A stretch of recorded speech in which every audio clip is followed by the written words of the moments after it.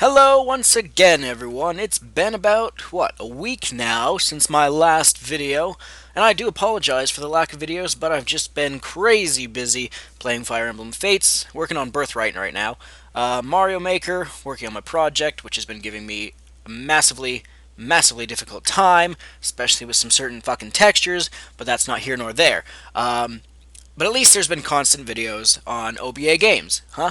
So, anyway, I beat the main story of Xenoblade Chronicles X, you may have noticed. So that means time for review. There will be spoilers, but then again, the game has been out for 4 months now? So, boo-hoo, if you haven't seen the ending now or heard stuff in the game by now. Not my fault, but again, if for some reason you don't want to hear these, stop watching now. Alright, so we're going to return to the old formula for reviews of where I go over the pros, the cons, and then I just give my last thoughts in a review, or a score. So, the pros, right off the bat, we got the soundtrack, near the top of the list. Phenomenal. Amazing. It's not David Wise amazing, but it's amazing nonetheless. The sheer size of the world is monumental. Especially, I hate to pull this card, but especially for a Wii U game. But it's truly a massive world where you don't feel like there's no point to exploring. Like, they did a good balancing job with the sheer scale with content in the world. The art style, which kind of goes with the open world, is phenomenal. Very impressive, especially, again, for a Wii U game. I know, I hate to say it that way, but it is, in comparison to, well, is there really any other open world games? I mean, compared to, like, fucking Twilight Princess HD, anyway. Shots fired.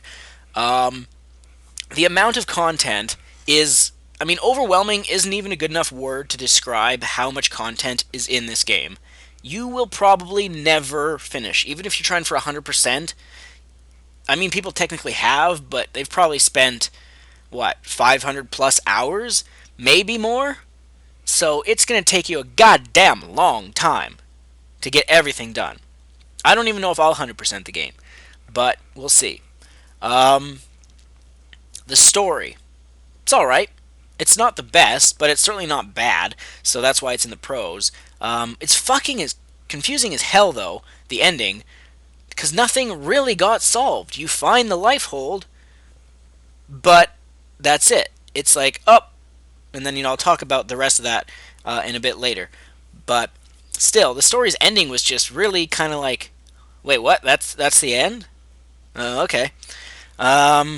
So the combat mechanics. Very fucking complicated at first. If you played the original Xenoblade, I didn't, then you might be more accustomed to it, but I did not. So very complicated at first, but once you learn it, it's not so bad. I'm sure, figuring out the best abilities and upgrading those and figuring out the best arts and stuff to use for your combat, for your style, your character, your, your class, that takes a lot to learn. Skills. Of course, we can't forget to talk about them.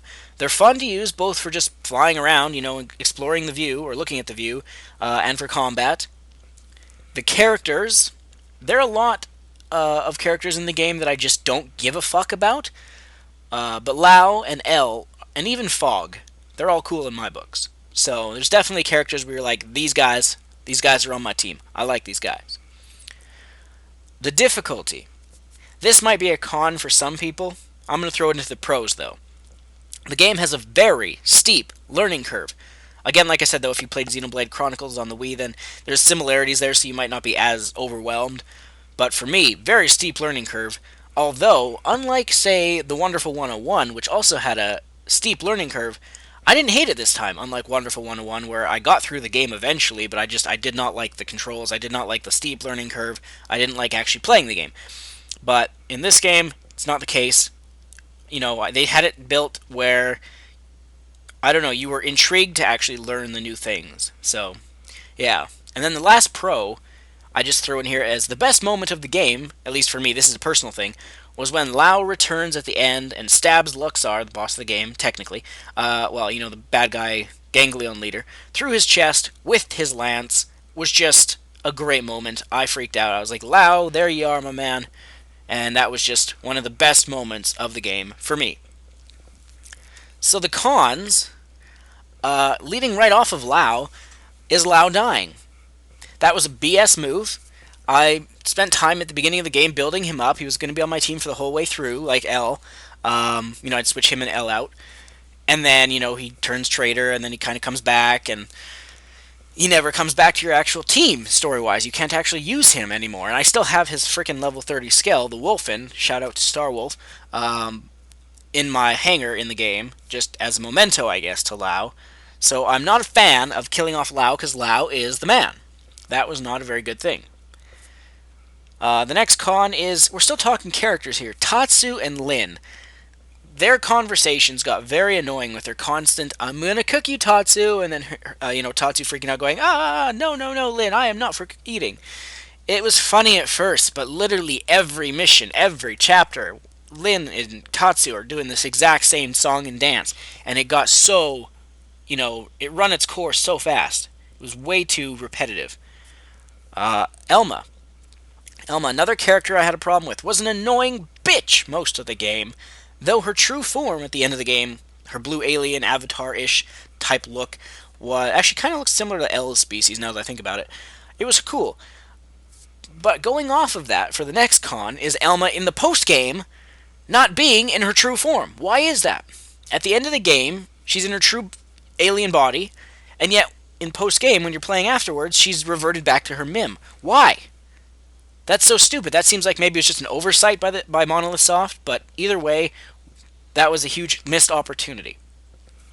Again, we're talking story here. Even though this was in the pros, I'm going to include it in the cons as well, because simply, it wasn't concluded well, and this is what I was saying I was going to talk about later, was that everyone on Mira, the whole story was like, oh, we need to find our lifehold unit with our real bodies in it, because then if we run out of time on the big countdown clock, we're all dead. Well, everyone on Mira is alive, even though at the end, in the final cutscene, we see Elma find the lifehold was actually destroyed when we first landed on Mira, so everyone's like, how are we still alive? It must be this planet somehow. And it was like, 2 months or so that they had been on Mira? Like, the game starts off 2 months had passed or something. So maybe that's like 3 months storyline-wise, I don't know. But it made no sense. There was no conclusion. So maybe in Xenoblade 3, if we get one of those, we'll find out, but I don't know. It made no sense. It almost made the ending of the game pointless. But, I don't know. The next con is my character. Not specifically, like, how he looks or plays, but his role as the main character. Not actually having any say whatsoever pissed me the fuck off. Elma says at the beginning of the game, when she takes you out of the pod, she's like, I'll follow your lead. Or whatever it was she said, something like that. Yet, I get next to no say, except for pointless, basically yes or no questions characters ask me. They'd be like, do you mind helping me do a mission? And it would say, yes, like, nod your head yes, or shake your head no. And it's like, that's hardly anything. Like, let me take the lead. I should have been the fucking leader of the team, not Elma. And I get it, she's the colonel. Well, she can go be the colonel with, what's her name? Irina and, I forgot the other guy's name. But, whatever. The lion guy, another character is a problem I had with. Not with him himself, but with the fact, like, he has a lightsaber, if you don't know who I'm talking about. Lightsaber-esque weapon. He just up and leaves. You beat him, and he's like, okay, we're gonna leave, and then there is a side mission I did where it mentions him fighting against the Ganglion, but it's like, this is post-game, Ganglion aren't supposed to really be around anymore, we beat them, so it's kind of confusing. I thought you could get him recruited to your team, but maybe as an extra mission that I haven't done yet, so I could be wrong in putting this in the cons. You can let me know in the comments if you can actually get him. But, for right now, it's a con. So the next con is the in-game text. We can all agree on this one. Was way too damn small. Who at Monolith thought that size 8 font was appropriate for a game that has so much fucking reading? I skipped a lot of the pointless babble between characters because I was just like, I just don't care. It's too tiny. I'd have to squint at the screen. Yada, yada, yada. But size 12 font would have sufficed. Would that have killed anyone? No. Would have made, even the slightest bit of an improvement to such a marginally small issue that should not have been an issue to begin with. The last con that I have is the data packs. Not the fact that they're there, I like them, but the fact that they're 10 fucking gigabytes in total. That took up all I had left on my Wii U's memory. Tisk fucking tisk. Now, granted, these aren't mandatory. It just improves the experience. So maybe once I'm finally done Xenoblade, I'll just delete the data packs, and it'll clear up some space on my Wii U, because I still need to be able to download Ukulele later, and save data stuff for Zelda U, and there was something else, but I can't remember. Either way, it would have been nice if they somehow could have fit this on the game disc. And I know the Wii U game discs can hold 25 gigabytes, but I don't know. They could have done something. They could have. I don't want to say make it multi-disc. Maybe multi-layered disc? What's the word I'm looking for? Dual-layered disc? I don't know. There's something they could have done to work around that. But I don't know. Anyway, that's about all I can think for all my pros and cons for the game. Overall, I had a pleasant experience with it. It doesn't make me want to go play the first one, that's for sure. But so when it comes to giving my score for Xenoblade Chronicles X, I'm going to give it a solid 8 out of 10. It's not a perfect game, but it's definitely a must-have Wii U game if you have a Wii U. And I know there's only 13 million Wii U owners, but seriously, if you got a Wii U, you should probably get this game. You will enjoy it for the most part. And that's going to do it for my review of Xenoblade Chronicles X. We'll see you in the next video.